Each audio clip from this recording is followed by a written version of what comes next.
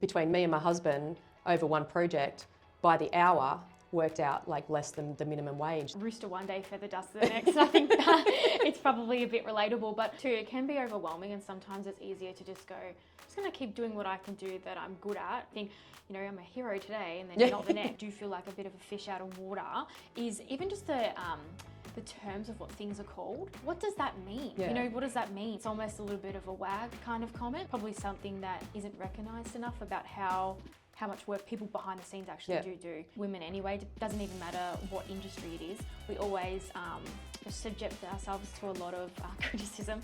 So I think, you know, if we can build our own confidence up, we're capable, we can do it. In this episode of Women Behind the Build, I talked to Tayla Gazic of One Bau Group, a builder located on the outskirts of Melbourne City between Macedon Ranges and the city. Welcome to Women Behind the Build podcast. And this podcast is basically about you, the women behind the build, not necessarily about your building company. We will talk about some things about your building company, but I want to sort of start with, before you started working in the building company, what did you actually do? Like, what was your role? What was your profession? Before I got involved with all of this, I worked in real estate.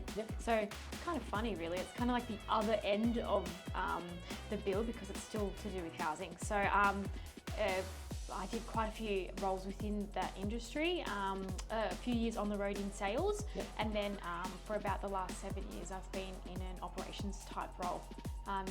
Operations in the real estate business? Yeah, in real estate, okay. That's correct. So like you said, the real estate, I mean, they sort of go hand in hand, but now you're at the front end of that, you know, developing homes and building homes, and then, so you probably were already quite good at sales. Do you get involved in sales in the building company? I do. Recently we've sort of dipped our toe, as to say, in some meta ads and things like that, which is sort of, we've gotten quite a higher amount of leads coming into the business, which is great. But obviously they need to be sifted a little bit. So I've been jumping on the phones with the people, and just kind of to do the pre-qualifying. And then if I feel like they're in a position where, you know, they're ready to have Adam come out, or, you know, a consultation over the phone is needed to be had, then I can book it in with him. When you first started working in the business, or how did that come about? It's a little bit of natural progression. I suppose Adam got his license, I think it's coming on 5 years now. You know, we spoke about it off camera being officially and unofficially. I suppose, you know, anyone who has a partner who goes out and ventures into something, you know, naturally being his wife, I want to support him.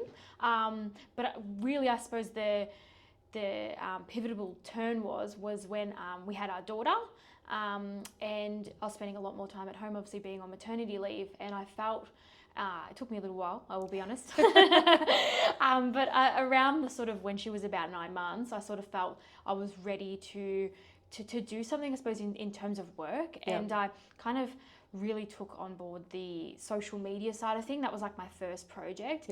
And it was interesting. It's sort of like you start doing it and you really start to see some of the, I suppose, some of the reward for it. You know, people were starting to recognize us. Oh, I saw your picture, or, you know, oh, we've called you in because we saw you did this house down the road and we want to have a house like that. So that was really rewarding.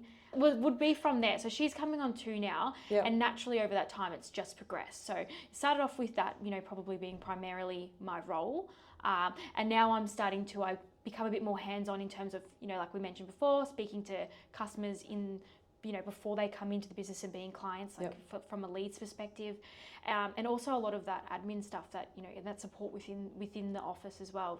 So touching on the admin sort of stuff, when you first started to, whether it was officially or unofficially, come into the business, did you have any idea, were you already, the real estate stuff that you were doing and you're saying in the operations, did that help you transition to do you do the like invoices, that side of things? Definitely. Like, it doesn't matter really what business you're in. Like, if you've got a business background or you've managed a business and you've done back end and processing, that kind of thing, you'll be able to transfer that to pretty much Yep. any kind of a business. So that was really, I must admit, that felt like a real, I had a bit of a leg up there because I already knew how to use Xero. Yep. I already knew, I suppose, from a sales perspective, how to speak to people. I had a lot of transferable skills that I've brought into the business, which has kind of made a really seamless transition. Yeah, well, that's Yeah. really good, because a lot of, wives come from, they might have just been a hairdresser, or, Yeah. come from beauty, and they've had none of that sort of skill. Or exposure even, yeah. Not even, Yeah, yeah. I often sort of say to people, I don't think my staff would even know, how much just even payroll is, that how much money you've got to have there to pay for those people each week, which is obviously a stress of, have I got enough money coming in to cash flow to pay those employees, which a lot of people that have just been an employee don't see that side. You Yeah. said you used Xero before, so you probably had, some exposure to the numbers and the things that are happening within the Yeah. business. Yeah. In a building company, there's obviously big amounts of cash that we're handling. Have you ever been intimidated or feel like you're not sure of the numbers or how that cash flow is going through the business? Yeah, I mean, you're right. Like it's there's a saying, it's like rooster one day, feather dust the next. And I think that it's probably a bit relatable, but I guess not probably to that extent, but I have been involved in, the numbers of the real estate business. So Yep. it really gave me a bit of an eye-opening experience there to be able to kind of transfer on. I suppose, yes, in a way, like I had, a bit of that skill. I knew Yep. how to read a P&L. Yep. But of course, like, it's something you do look at it and think, oh, wow. And, and then the next day you pay X, Y, and Z. It's such larger quantities that go out. Where, say, in a real estate business, there might be, smaller marketing fees, this, that, or whatever. Yeah. And then you go into a building business and it could be 50 to 100 grand for invoice to a concreter, which Yeah. is massive money. So yeah, I suppose getting my head around that has been a bit of a challenge in itself. Yeah. And a lot of people, when they first come into the business, sort of, you see those large amounts of money and you think, oh my God, I've got all this money. And I see a lot of smaller builders, and when they first start, they fall into that trap of going, oh, I've got this money in my bank account, let's go and buy a brand new ute, or I need a new trailer. Do you ever have to, I guess, rein in your husband? Is he quite savvy with the business and his numbers, and making sure that he has got that cash flow there to pay for those bills that come in, like you said, the $50,000 concrete bill? Or... Yeah. Look, this podcast is not about Adam. No, I'm kidding. But I will give him a compliment. His background isn't as typical as a lot of builders. He's transitioned more from an office-based type role. Yeah. And I suppose Adam's personality as well. He's very, very savvy with money. He always has been. Sorry. We laugh at him, me and his mum, because she tells me stories of back when he was 10, saving his pocket money. Yeah, we have a good laugh about that. But so I think it sounds like he comes from a sound background. Yeah. So I think having that there has actually taught me a lot personally. But yeah, I suppose he hasn't had the traditional, carpenter to builder. Yeah. He's had that more. He's managed the finances of builds when he was, an employee working at companies. So he's very savvy to that and very in tune with the bills coming in, which is great. So now that you're working in the business, is there any sort of areas that you really feel like, I don't really understand this, or is there areas that you think, if what I'm trying to highlight is, that women behind the build don't usually get any sort of training. There's no course, there's no, there's nothing. Everyone thinks, oh, just do an accounting course. There's nothing that specifically sort of steps you through the areas of a building business. I know you touched on before that pretty much every business is the same. They all still have the same functions, but the building business have a lot more, I guess, people under you, as in you've got your trade, you've got your suppliers, you've got your employees. So there's that, I guess, greater risk and greater function that you're looking after. Do you think that there would be something that you think, oh, it would be really helpful if I had this to help me? Yeah, I guess in terms of like something that you do feel like a bit of a fish out of water is even just the terms of what things are called. I know that sounds like a silly one, but it's like, what does that mean? Yeah. What does that mean? And it's sort of like that layman's terms, you have to think, oh, okay, that's what that is. Yeah. And it's even, pouring concrete? Is it permeable? Is it this? And you think, what's that mean? And you've really got to think why behind things. There's so much that goes into a build. Yep. You know, it's not just the trades, there's the design elements, there's the sequencing of when things need to be ordered, trades being scheduled in, like it's so vast. And then there's the business side of things, which Yep. is accounting, P&L, Xero, social media, websites. There is so many different areas, I suppose, to this business than I think any other business would have. Yeah. So one tip on the understanding what some of the terms are is I say to some of the wives when I'm sort of coaching them is to, on your building contract, usually there's like a glossary of terms on the back, is even just to start there and like read it, and because then you can understand, you know, with the progress payments that come in, what has to be done to get that money in, because a lot of them don't realise, you know, what has to have happened on that building site to get to that next progress stage. So just even being aware of those sort of things is like an easy thing for them to learn, and it has some of the terminology in there, but it is a big thing. I mean, even when I started with master builders, you know, they use acronyms for things, and you're like, oh, what's that thing? And in your head, you're like, I don't want to look stupid.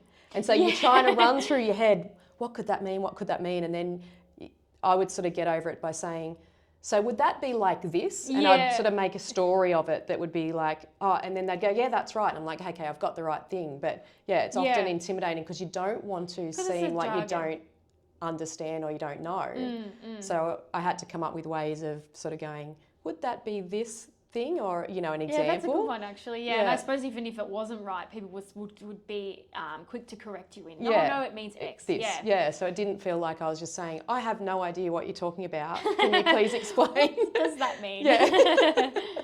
And also I've seen, I mean, obviously I found you on social media. Yeah, sure.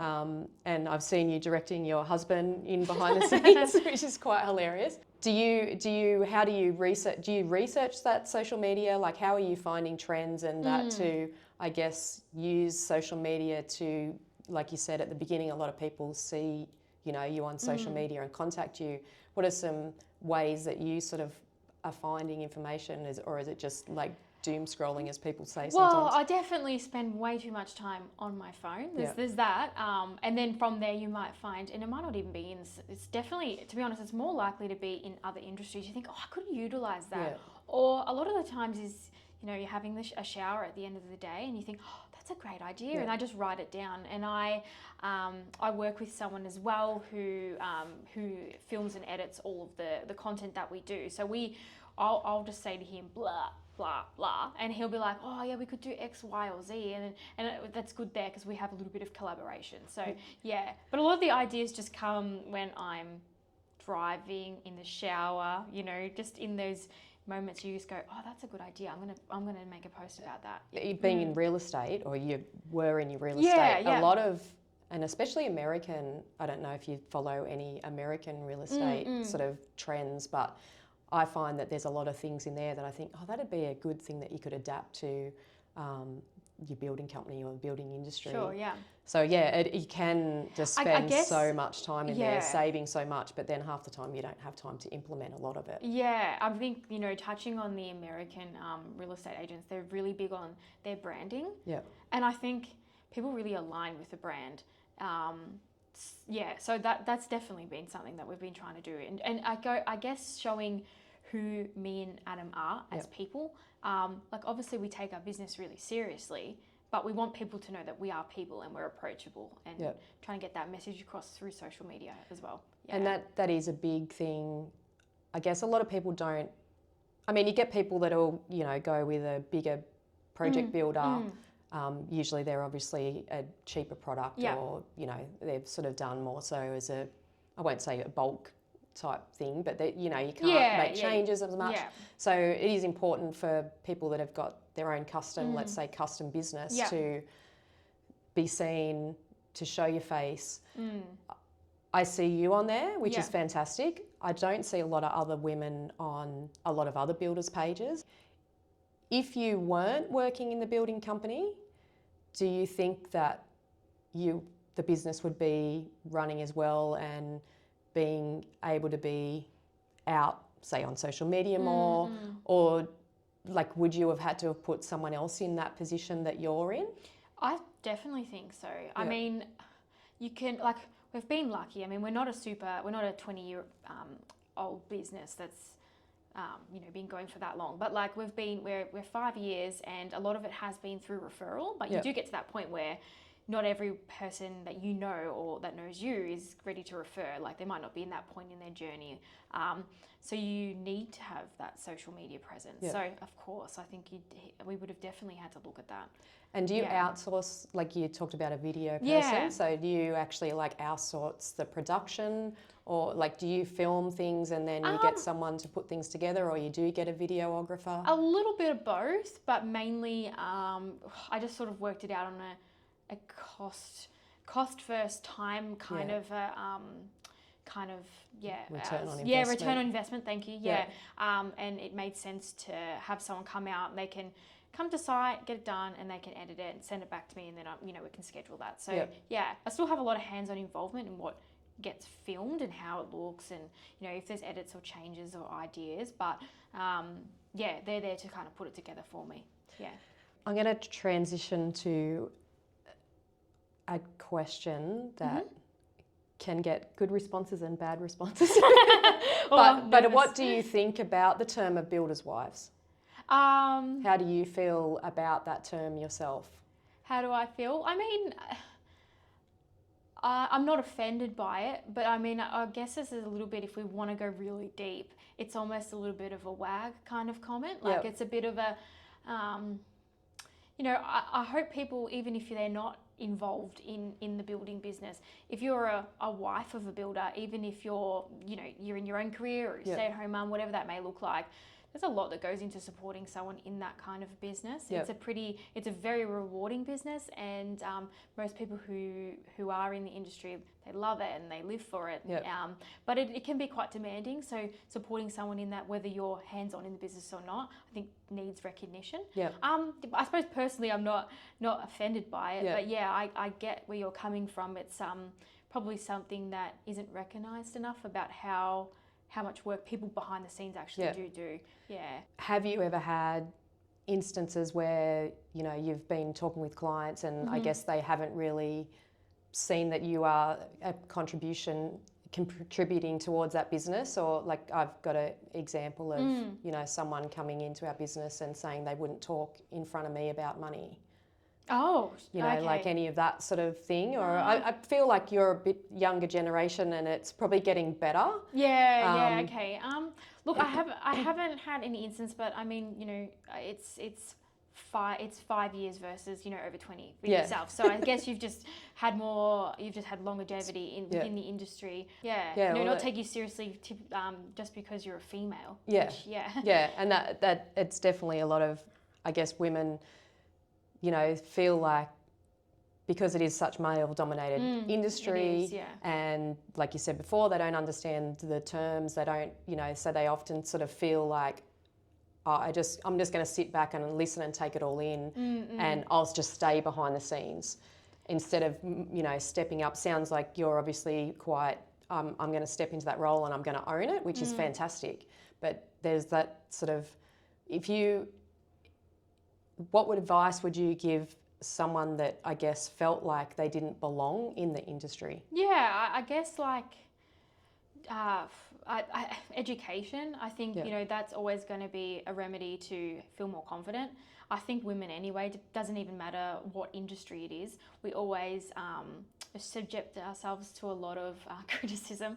So I think if we can build our own confidence up, we're capable and we can do it. And what about supporting each other within the industry?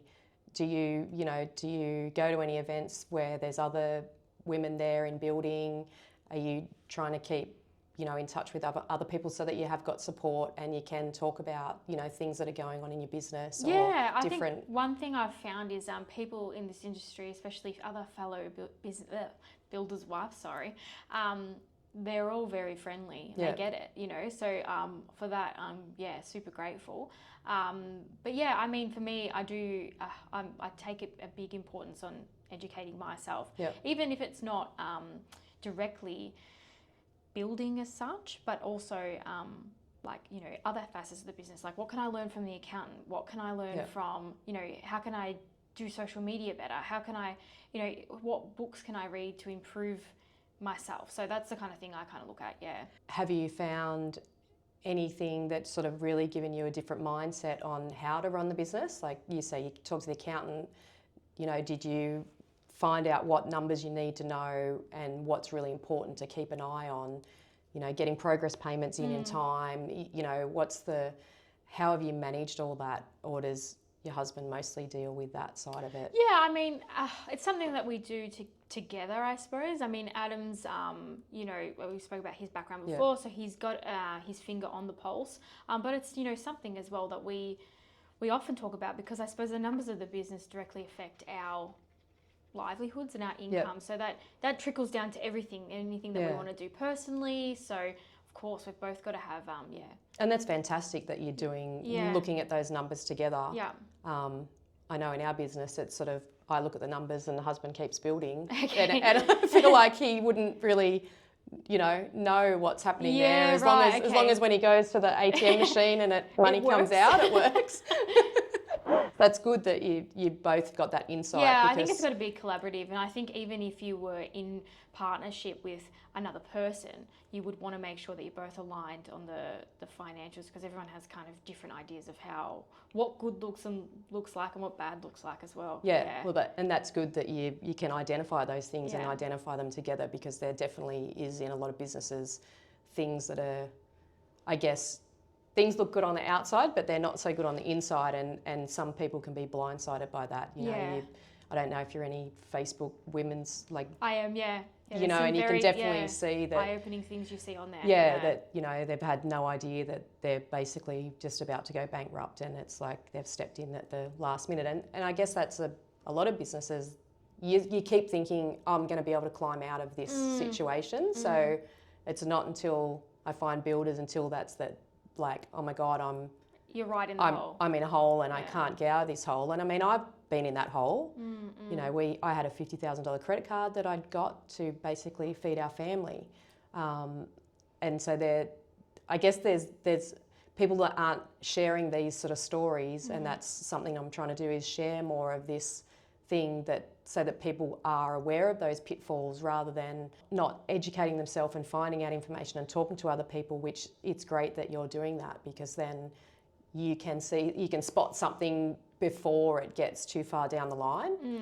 I think too, it can be overwhelming, and sometimes it's easier to just go, I'm just going to keep doing what I can do that I'm good at, because that's overwhelming. Like the numbers and that, and especially how complicated, I suppose, it can be for builders with bigger progress claims and stuff coming through. You think, you know, I'm a hero today and then you're not the next. So you kind of like, it can be like, how am I making X margin, but I've got X in the account, or vice versa. So it can be a bit almost confusing and a bit overwhelming. It is very overwhelming. And even I find the client, they don't understand necessarily how a building company functions. You know, a client will often see, well, I'm paying you, you know, $500,000, but they don't necessarily understand that $500,000 goes towards the materials, the trades, and that what you actually end up at the end is, you know, maybe not even a quarter of that amount of money, but for that full project time.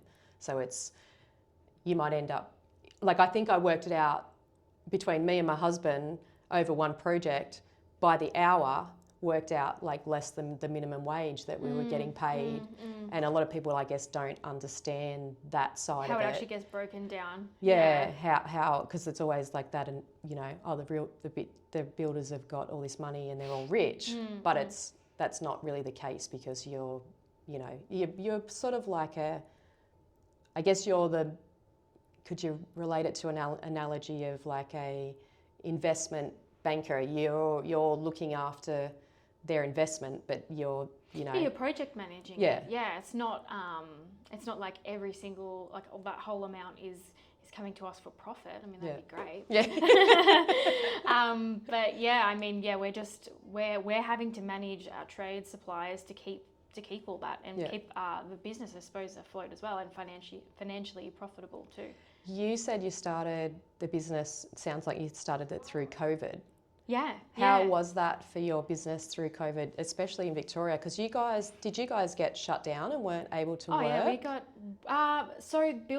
building was one of those things that was allowed, but So there it was was a like couple of rules around Yeah. certain things. It was pretty crazy actually. So kind of I mean, I don't want to It's go all a too, blur. I don't want to go too, long story here, but Adam, I suppose one of the big, Adam always wanted to get his builder's license, but we wanted to do a project where so we did a 3 townhouse site. Yep. Anyway, we got held up in VCAT and there's always all these delays because of COVID. Everything's because of COVID. Yeah.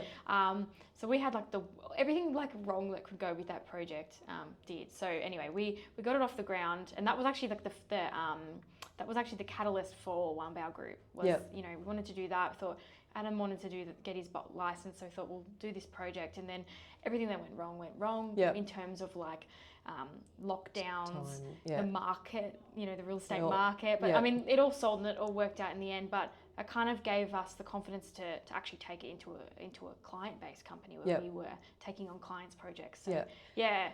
With your clients that you work with, what do you think clients should know and understand about the building process? Do you give them quite a bit of education towards the best way to work with you guys? Yeah, look, I hope so. I mean, it's definitely a little bit different when you're engaging a custom builder, which I'd say we come under that bracket. We sort of do things almost like a little bit in reverse to say a more volume type style of building, where you go in, you get your price, then you do the colors, and then you do X, Y, and Z. Everything's set out. Where if you're engaging us, you need to. You might not even have any plans, which is cool because we sort of run the building consultancy, so we can, take them through that. Yeah. But we kind of start a little bit backwards, like, what's your budget? What are you wanting to build? Is it achievable? Yeah. Now we take them through to design. It's just a little So bit. you have a process for them, which is great. But doing it in that way, we totally understand that you've got to have a lot of trust in us, because we're needing deposits to get going, and you haven't even seen what your potential home will kind of look like yet. Like, obviously we'll give you a brief and design and let you know if it's achievable, but there's a lot of trust that needs to be given to us. Yeah. And the clients, it's their biggest investment in their life. Definitely, so they've got to be comfortable with working with you guys and knowing that you're looking after that investment for them. For sure. I mean, business anyway, it can be a little bit like that. I mean, you want to make sure that you've got, healthy leads that come in, and as much as clients here trust us trusting our clients too, because all the work gets done before we actually get paid for that. Yeah. So I suppose us having, attracting the right kind of clients as well. So putting some boundaries around that and picking the right clients and making sure that you're going to, because it is such a long process, so you could work with that client for a year. And you don't want it to become something where we're not aligned. You're stressing us out, and it's affecting us, throughout to our other clients, our home life, everything. Yeah. We have put in some fairly, and it's all through learning, putting those boundaries in, like you'll work with a client and then you go, oh, I didn't really see that coming. Next time I'll be able to see that could be an issue. Things like, people supplying their own things. Some people are paying with cash. Do you have a process when people are paying with cash? I know, so in Queensland we have a holding account that we can put money in there so that we make sure that client has money for the biggest amount of money that we could ever claim from them at one stage, and that stays there till basically the end of the project to work through it. But is there any sort of things like that where you put in something in place to make sure that you are protected? Because it is, like you say, a big risk that we're doing the work before we actually get paid usually for that. It's a little bit different, I guess, to what you said, but breaking the progress claims down a little bit more has been something that we've implemented. It just means that we're able to cash flow the job a bit more, and we're not riding as much of it until, that big next claim where we can. Yeah, well, that's good. Some of the banks, a lot of the banks will sort of, I guess, stifle some people try to put in 10, 12 project sort of stages, but they seem to go, no, we're not allowing that many. Yeah. I guess we have been fortunate. We've been able to do Push that. back So on yeah. So and that's helped us a lot. Because a lot of people don't push back on that and say, well, hang on a minute, And I guess we're not the bank, you Yeah. know. So Yeah. and that's what happens. I guess, you know, we're directly affecting our business because we're wanting to effectively be the bank to the client. With you said you've got a daughter. What was her name? Eva. Eva. Yeah. And she's 2? She's 2, yeah. She just turned 2 on Sunday. And when you're at work, is she in daycare, or have you got family that help you? So I do a little bit of both. So she's either in daycare or she's with my mum or my partner's mum. Yeah. And do you ever feel like you want to spend more time with her, or the business is, you know, how do you make that work-life balance work? Yeah, I guess it's just one of those things. You're just always trying to balance it. I always will have a day off with her during the week, so we can, you know, go out and do something, see friends, or something that she wants to, I suppose, do. And then as well, I mean, a lot of the weeks get dragged into the weekends for Adam. Yeah. So I guess it's just something that we're always working on. Yeah, Will we ever have it right? No. Someone said to me once, you just never have work-life balance, or you never have balance. I call it work-life integration. Yeah, it is. And I suppose, I mean, where we're lucky is, you know, we really love what we do, and this is almost our second baby, but it's important for us to still have, you know, to be fostering our family life too, because she's so young and she's not going to be that young forever. And we want to make sure that we, I suppose, are getting the best of both worlds where we can. Yeah, because a lot of women struggle with that sort of, I guess, mum guilt, that they feel like I'm, you know, not spending enough time with them, or, you know, but it's like you're not spending enough time with them, you're with them, you think, oh gosh, I need to do X, Y, and Z. You can never win as a woman. Yeah, you can never really win. But yeah, no, I think for me, you just got to have some boundaries. And sometimes it's, you know, it's a business that you can just keep giving hours to, but the line has to be drawn somewhere. You know, we still have to live, and we want it to be enjoyable, and we want longevity in it too. So, you know, family time for us, Sunday, that's our time. You know, where we spend it together, we go and do something. And just having those kind of set boundaries where we can. Yeah. And what do you think was the hardest learning curve? I know you said about, you know, like just terms and that, but if someone was looking to come into the industry, what would your advice be that would be the number one thing that you're like, oh my God, I didn't quite, you know, understand that process, or what have I got myself into? Or because you were in that, not building industry, but around that sort of industry, did you feel like you stepped into it with owning it type thing? I guess for me is, I mean, I suppose the management that actually goes into aligning everything to go, and I guess also like in a way, it's not like if something goes wrong, it's like when, and that might not be a bad thing. It might just be like, you know, the person that you are waiting on to do it, to come and, you know, pull the slab on this day no longer can, and it has to get moved, and everything that's involved in the sequencing, and just the management of all the trades. Like that to me just blows my mind how much it's, you know, you've got to align, and it's like you just miss one. Like the other day, the husband rang me up and said, "Where's the fans and the downlights for the electrician?" I'm like, I haven't ordered them. You haven't. I didn't know I was up to that stage. He said, oh, well, he's on site now. And I'm like, oh, okay, bro, I've got to go and run around and get those things. But later on, he did say, he moved forward because he had a spare spot. Okay, yeah. So, you know, he'd come in a week earlier, and, you know, the husband's like, but why haven't you ordered? I'm like, well, because they bill me straight away, this particular supplier, instead of once you pick it up. Okay. Like as soon as you send your order in, they get it ready and then go, here, it's ready. Yeah. And you're like, yeah, but I don't need it. Like, yeah, you just wanted to do it. You wanted to get it there ready, but then, so I was like, I don't order that one beforehand. Yeah. So it is a lot of that management of, you know, who each business that you're working with has a different process that you're trying to conform with, as well as, you know, how much notice do they need, the weather. Yeah, that's a big one, especially in Melbourne. Yeah. Yeah. And also, I think the importance of good trades. Yeah. You know, there's been times where we've needed, you know, a sequencing event has happened, and we've needed them to do X, Y, or Z, and they've done it, and it's just like, oh, you know, you really lean on them. Yeah. Like they, you know, saying, Adam always says it, you're only as good as your worst trade, and it's true. Yeah. You know, you can't have anyone, like, they're a part of our team. Yeah. Yeah. Yeah, and it's so important, and that your clients know that, you know, if you've got those consistent trades, because it's always a question we get asked is, how long has your painter been working for you, or how long has your plumber been working for you?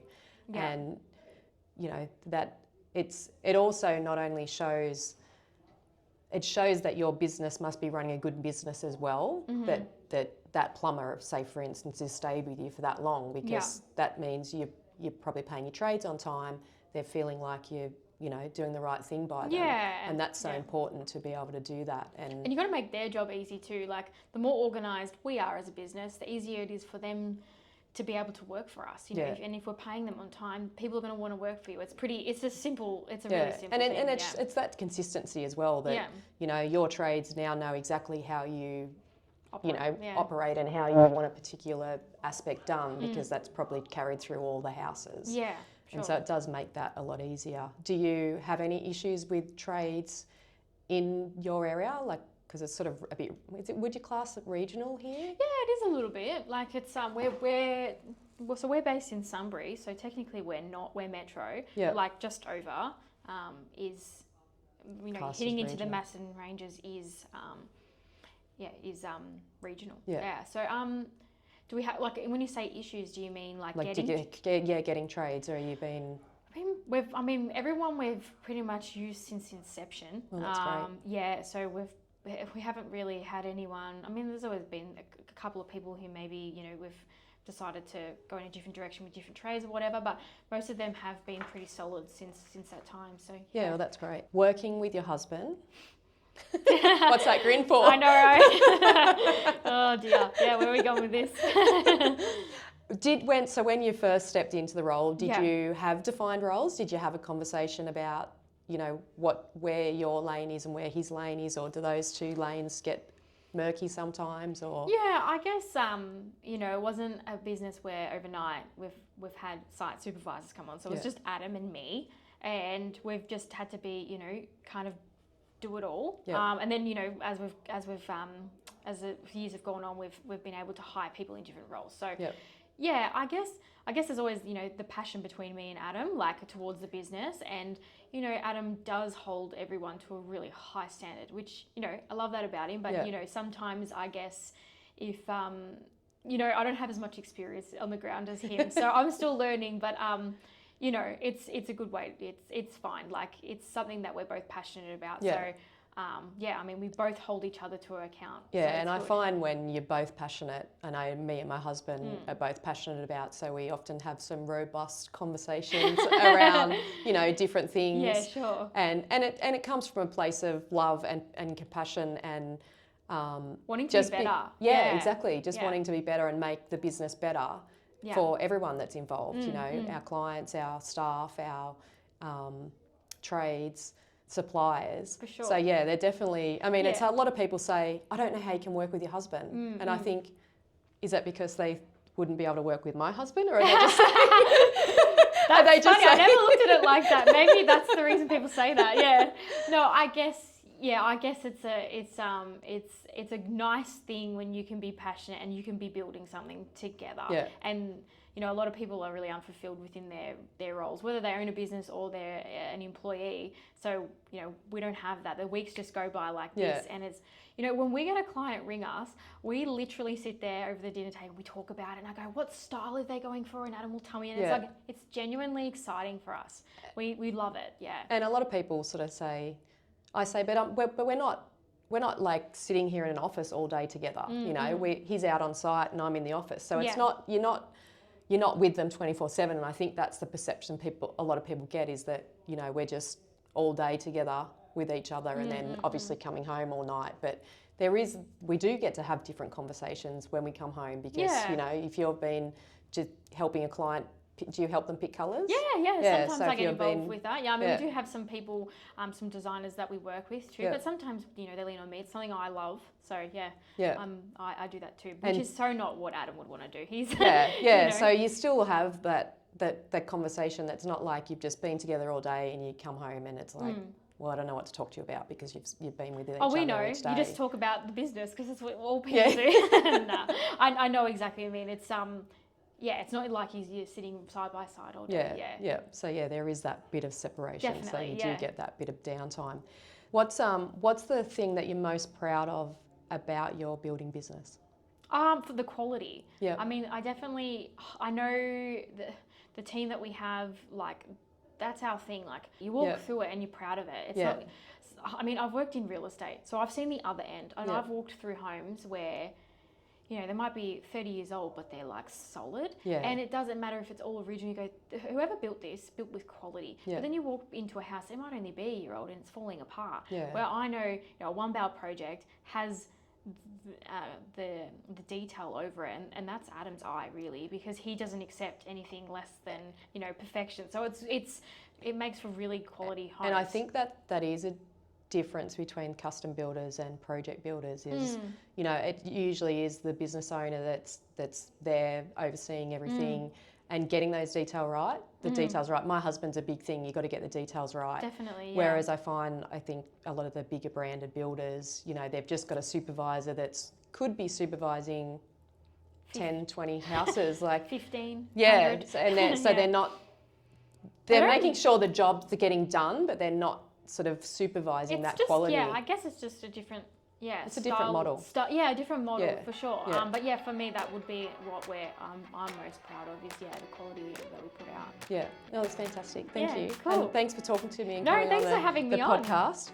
And look forward to seeing where your business goes to and making sure that you keep growing and keep learning and, you know, keep pushing the industry forward, because the more women that are in there, you know, giving that little bit of a touch of femininity. Yeah, of course. I know. Yeah, it's for sure. I think it's something that we need. It doesn't need to be all. What would you call it? Barrage? I don't know. Macho? I don't know. Macho. That's the word. It always makes me laugh when I walk on site. So it's, you know, I'm pretty much the only female. So it's nice to see some of the trades that we use do have females working their business as well. So I love that. Yeah. Yeah. No, that's good. All right. Cool. Thank you so much.